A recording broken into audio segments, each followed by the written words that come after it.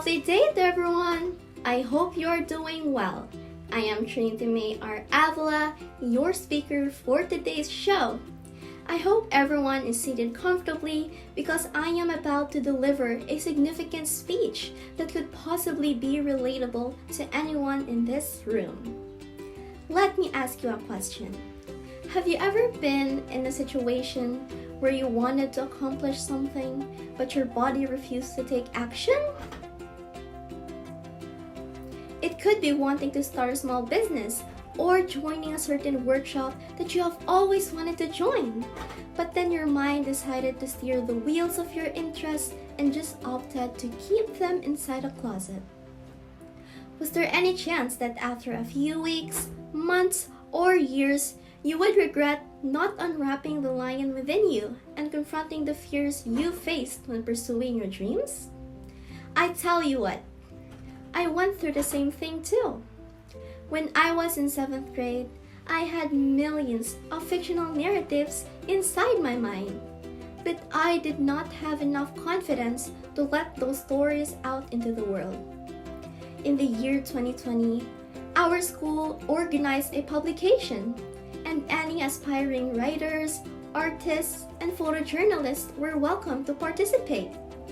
I was a novice writer at that time, and I was afraid to join the school publication. The walls of self-doubt and waves of fear would always enter my path, and I stayed in that place for some time because I thought there was no way out. Until one day, I realized I was wrong. I lacked a powerful weapon to help me overcome my fear, and that weapon was self-confidence. The most important power I needed to have was trust in myself, because when we have self-assurance, we know that we can achieve the goals we believe are impossible to reach by recognizing that we are capable of doing more than what we think and by stepping outside of our comfort zones. Self-confidence is a word that is facile to say, but difficult to instill in some people. Sometimes our minds become clouded by a hurricane of negative thoughts, preventing us from shining as brightly as a diamond. Ask yourself this: is there anything you want to change or bring into your life that you have resisted doing because of fear or self-doubt? If the answer is no, then that is wonderful to hear. If the answer is yes, do not worry, because we all go through this moment at some point in our lives. Fears and self-doubts are truly inevitable, but these enemies can be combated with self-confidence.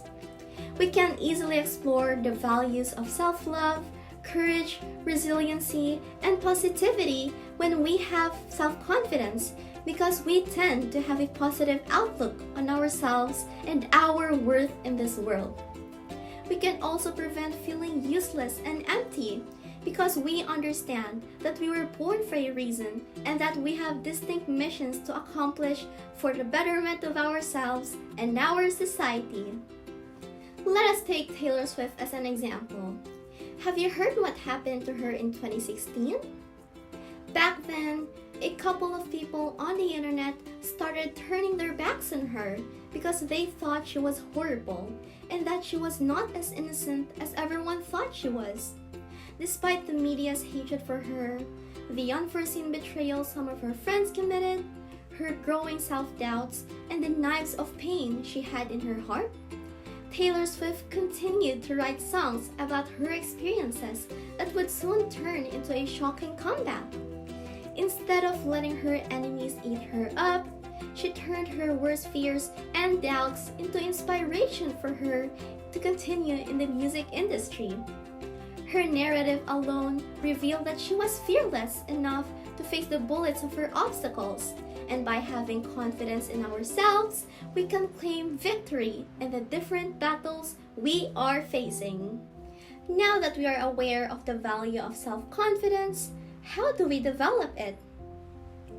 The first thing we should keep in mind is to discover ourselves first. Asking ourselves, is there something stopping me from reaching my full potential? Will help us identify our weaknesses, which will allow us to determine how to overcome them and prevent them from showing up in our sleeps. In addition, we should also identify our strengths in order to boost our skills and capabilities. Second, we should expose ourselves to those who can encourage and support us, such as our friends and families. These people can provide us with a supportive and motivating network and have our backs when we are feeling low or unsure of ourselves. Third, we should start building a growth mindset. A healthy mental attitude and a positive outlook on life can both boost self-esteem because they prevent us from having negative thoughts about ourselves. Fourth, we should be kind to ourselves. By using self-affirmations regularly, we can silence our inner critic and boost our self-esteem. Lastly, we should remember that no matter how many TED Talks, books, or pieces of advice about self-confidence we have explored, when we do not have the boldness to face our imperfections and impediments in life, we will never have a strong attitude for self-confidence. If you use my tips on how to build self-confidence and still do not feel confident enough, do not worry because progress is not linear. Just be consistent and the fear within you will gradually fade away. Life has a lot of obstacles to overcome, but with self-confidence, we can become stronger. Self-confidence is a power everyone should have, as long as we do not become arrogant. Let us remember that we are the captains of our ships, and we have the will to change our lives for the better. The only person who can guide us in our present and future states is ourselves.